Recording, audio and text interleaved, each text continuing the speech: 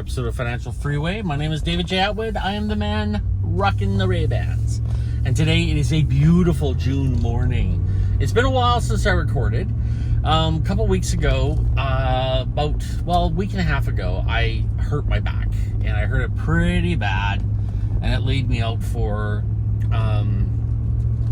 the last 10 days or so. And I've been struggling to get to just to a point where I can just get through the day and get through the normal stuff of the day.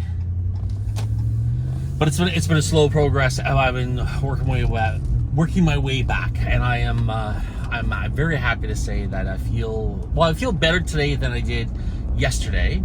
And I think that's the key, is to always, if you're in a position where you're knocked back a little bit, that you grow and you feel better as you go forward. So I feel better today than I have. So I'm off to work, and really looking forward to the week, to getting forward. The Whiskey Compass magazine was just the second edition was released June 1st. Very happy about it, and it looks so far it looks like we're having a pretty good response to it. I will be taking some time off to really focus on Whiskey Compass and getting it to a profitable state. Really focus on marketing. It's the one thing, and I will admit I need to learn more about marketing, and I need to focus more on marketing. It's one of those things where you actually have to put some energy and effort into it. So the goal is by September to be able to have like some real traction in the magazine. So check it out. Anyways, check it out. Tell me what you think. On Financial Freeway news, the big news is the last video that I put up. Actually, the second to last. There was one I just put up recently, but the one I put up before that had the most views of any Financial Freeway to date. So that was really exciting. I'm really happy. Let's keep it up. It's because I really do believe the stuff that we're offering here is good. I kind of think of Financial Freeway as kind of like dad advice. I don't think it's for, I'm not trying to reach out to the middle-aged guy who is looking forward to another his final 10 years at the office to get his pension. I'm talking to my daughters. That's kind of how this whole thing started. So sometimes it's about things I need to talk to my daughters about, and some things it's about things I've already talked to my daughters about. Like, I've already had the discussion with them. And I realized maybe this is a discussion that we could talk about on the podcast and kind of get the word out, so to speak. So this morning I thought I'd talk about the conversation I had with one of my daughters last night. It was a conversation that was long overdue, but I thought, it really helps to bring some of the things into the light. We tend to avoid problems. The whole human condition is to basically move towards pleasure and avoid pain. That's kind of, and in fact, it's a very animalistic way of, it's a creature thing, because plants do it too. You avoid discomfort and you move towards comfort. The problem with that is a lot of times avoiding problems, because they're uncomfortable, leads to bigger problems. And there is an old proverb where it says,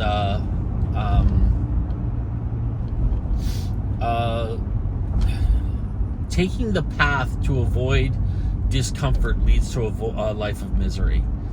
We have to be willing and able to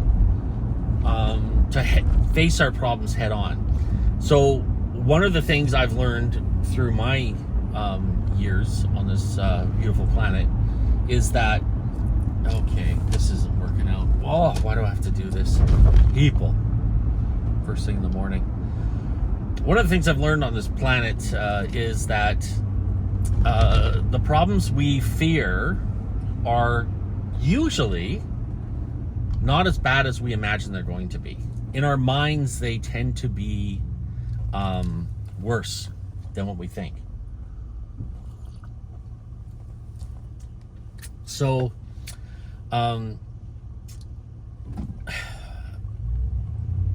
I've had many times where I've avoided conversations with people because I was afraid of the outcome. I was afraid of their reaction. And it never worked out. There was a woman I dated briefly, and I avoided telling her that it wasn't going to work out, and it ended up to more and more problems. And I was trying to be gentle and kind, and instead of just being, just facing it head on and ripping the Band-Aid off, it ended up being a colossal event where it was, why are you avoiding me? Why are you not talking? Why are we, it just ended up being this big thing. And I learned it's like, okay, well, let's just, and then when I told her, I said the reason is because I'm trying to be gentle and kind. And she was like, no, you're trying to protect yourself because you're afraid of my reaction. And I was like, okay, you know what? That's a fair assessment. That really is a fair assessment.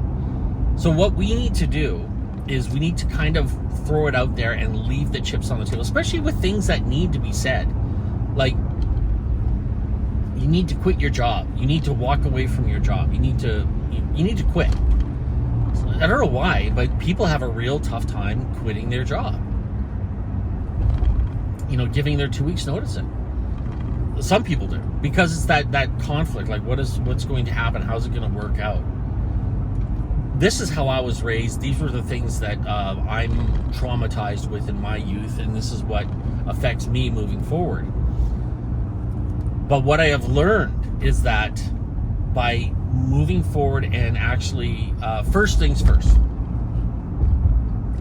when you have problems, whatever they might be,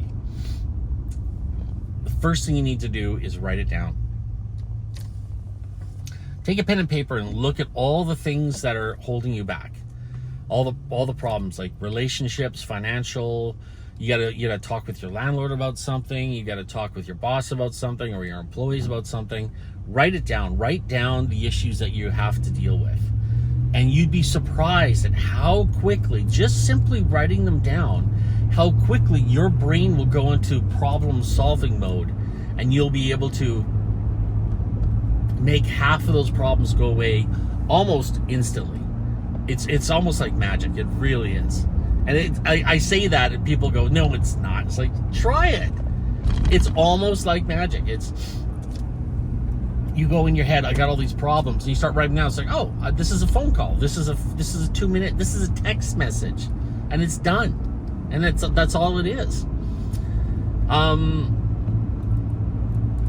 number one. Number two is I would say 9 times out of 10, the reaction you're going to get that you're fearing is not as bad as you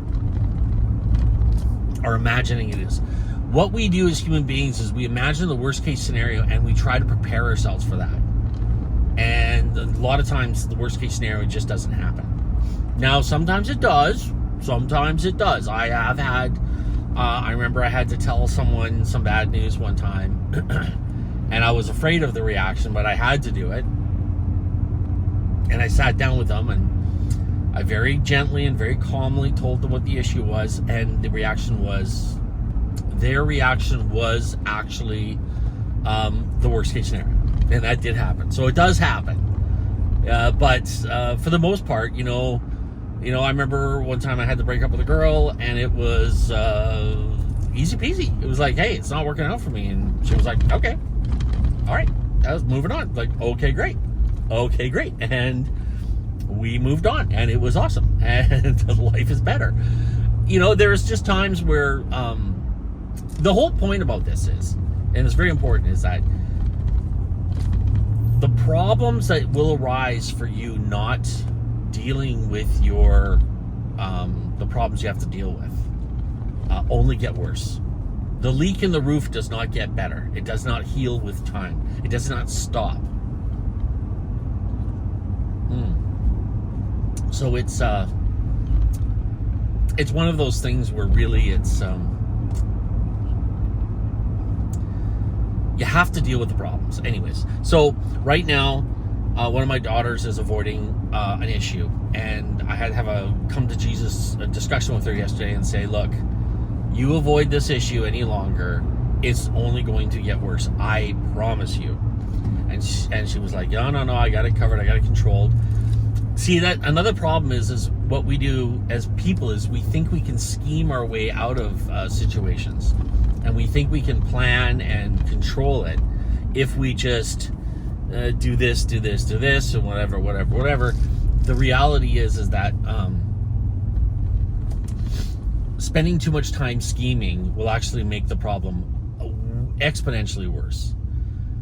There are times, many times, like you have to plan. I understand. You have to plan for a lot of things. You have to try and work through problems, usually mentally before you start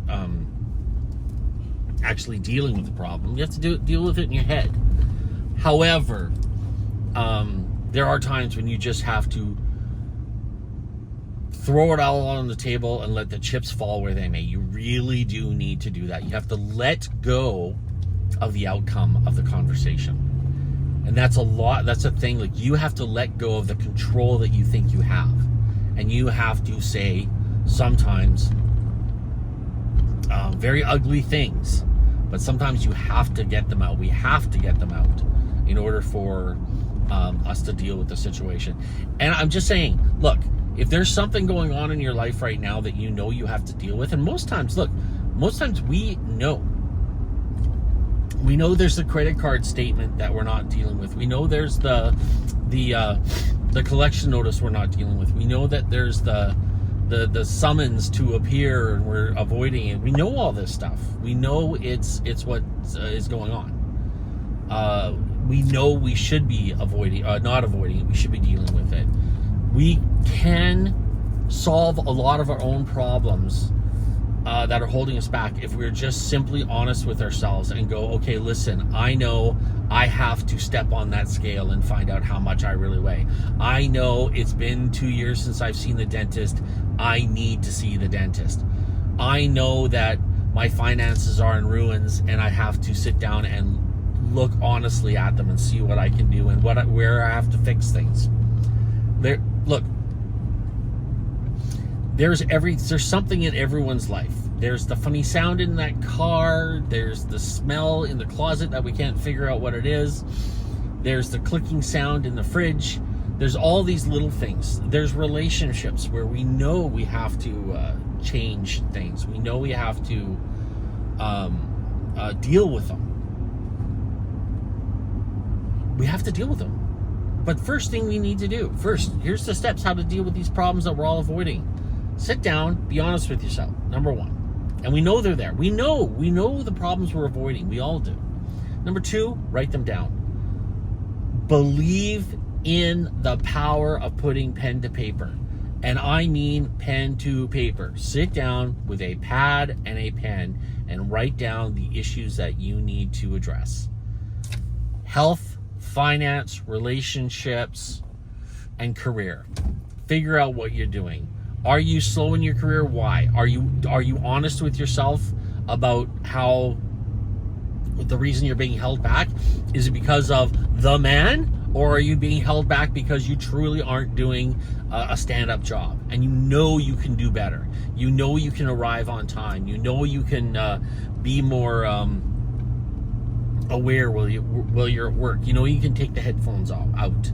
You know that you can not be a clock watcher. Like, honestly, we all know these things. We know where our deficiencies are, and we know how to fix them.